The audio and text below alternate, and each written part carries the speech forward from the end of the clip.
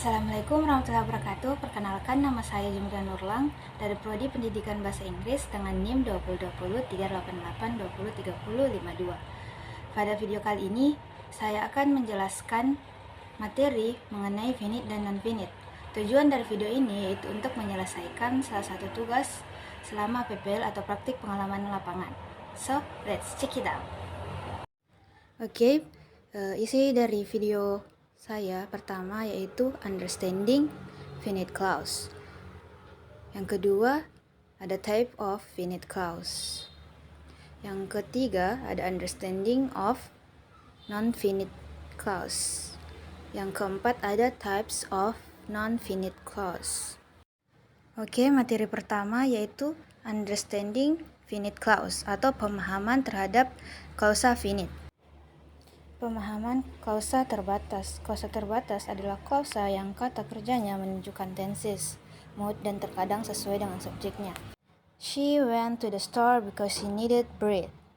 When merupakan bentuk kedua atau kalimat bentuk pas dari kata go. Yang kedua, he runs every morning. Runs merupakan kalimat bentuk present atau bentuk verb pertama dari kata kerja runs. Struktur klausa finite. Struktur klausa finite selalu menyertakan subjek dan predikat. Subjek atau frasa kata benda yang menentukan siapa atau apa yang melakukan tindakan dalam klausa. Predikat berisi kata kerja dan elemen lain seperti objek, pujian, atau kata keterangan. Selanjutnya, jenis-jenis klausa finite. Klausa finite dapat berfungsi sebagai induk kalimat atau anak kalimat, atau bisa disebut independent clause, subordinate clause, or main clause or subordinate clause.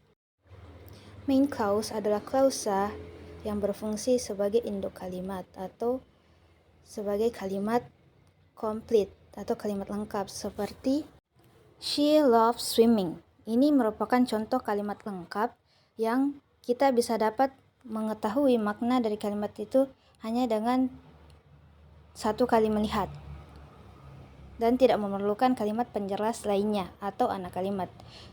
Selanjutnya subordinate clause atau bisa disebut anak kalimat.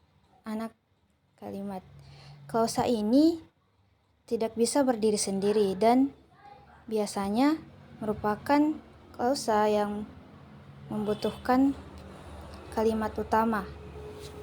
Seperti contohnya, she loves swimming because it keeps her fit. Because it keeps her fit merupakan subordinate clause. Selanjutnya, ketiga, pemahaman non-finite clause. Non-finite clause are clause that do not show tense, yang dimana berarti klausa non-finite adalah klausa yang tidak menunjukkan tenses, yang dalam kalimatnya tidak memberikan petunjuk tenses apa yang digunakan. Selain itu, kata kerja dalam klausa non-finite itu berbentuk infinitive form atau penambahan ing atau penambahan ed pada past participle dan pada to infinitive. Contohnya, to exercise is beneficial for health. Dia menggunakan form infinitive yang terdapat penambahan to dan plus bare infinitive. Spilled milk requires immediate cleaning. Ini menggunakan past participle yang terlihat dari kata spilled yang merupakan bentuk ketiga dan terdapat penambahan ed. Struktur klausa non-finite berbeda dengan bentuk dari struktur klausa finite. Normally does not have a subject directly linked to it. Atau pada klausa non-finite normalnya tidak menunjukkan subjek atau tidak terdapat subjek, tapi dalam kalimat itu masih terdapat kata kerja yang tidak menunjukkan tenses dan objek, pelengkap, dan kata keterangan atau adverbials. Yang keempat atau yang terakhir, jenis-jenis klausa non-finite atau non-finite clause. Based on the form of verb use, non-finite clause are subdivided into three. Berdasarkan bentuk penggunaan kata kerjanya, klausa non-finite dibedakan menjadi tiga. Pertama, yaitu infinitives.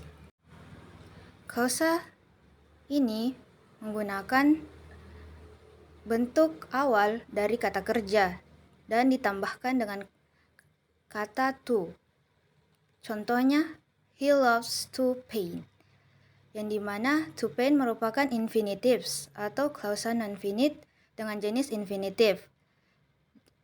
Paint-nya merupakan bentuk awal atau bare infinitive dari kata kerja paint.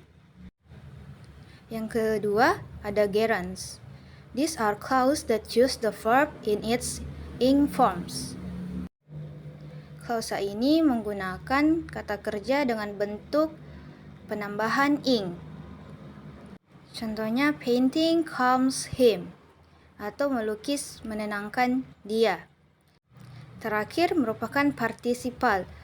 Partisiple sendiri terbagi menjadi dua bentuk, yaitu past participle dan present participle, di mana past participle menggunakan bentuk irregular forms atau bentuk ketiga dari kata kerja yang biasanya terdapat penambahan ed, dan past present participle adalah bentuk kata kerja yang menggunakan penambahan ing. Contohnya, stirred constantly, the sauce did not burn. Ini merupakan contoh kalimat dari past participle yang menggunakan bentuk irregular forms atau bentuk kata kerja ketiga. Ini adalah satu contoh untuk bisa membedakan klausa finite dan non-finite. Contoh kalimatnya yaitu, the man who is waving to us is my uncle. Atau, pria yang sedang melambaikan tangan ke arah kita itu adalah pamanku. Kita bisa mengidentifikasinya ini dari kata who is waving to us. Who is waving to us ini menunjukkan subjek, yang berarti ini adalah kalimat klausa finite yang terdapat kata who atau pronoun pengganti subjek dan terhadap kata is yang menjadi kata kerja. Dan apabila kita ingin merubah klausa finite ini menjadi klausa non-finite, ya kita hanya harus menghilangkan who subjeknya dan is. Jadi, the man waving to us is my uncle merupakan kalimat klausa non-finite dari kalimat the man who is waving to us is my uncle yang berupa klausa finite menjadi the man waving to us is my uncle. The man who is waving to us is my uncle merupakan kalimat aktif atau tindakan. Jadi, perubahannya menjadi participle atau menjadi non-finite adalah dengan merubahnya menjadi present participle. Selanjutnya, the cat which was found yesterday died today. Kucing yang kemarin ditemukan hari ini mati. Ada terdapat kata pronoun which was found yesterday, yang ini menunjukkan kalimat simple past, yang berarti klausa ini merupakan klausa finite yang terdapat subjek dan verb serta menunjukkan tenses. Dan untuk merubahnya menjadi klausa non-finite, kita harus mengidentifikasi kalimat ini. Kalimat ini merupakan tenses simple past atau kalimat yang menunjukkan pasif, yang dimana sebelumnya untuk mengubahnya menjadi kalimat klausa non-finite kita harus menghilangkan subjeknya, yang berarti which was-nya kita hilangkan dan found-nya akan kita ubah menjadi past participle karena kalimat ini merupakan kalimat pasif. Jadi hasil dari klausa non-finite-nya merupakan the cat found yesterday died today.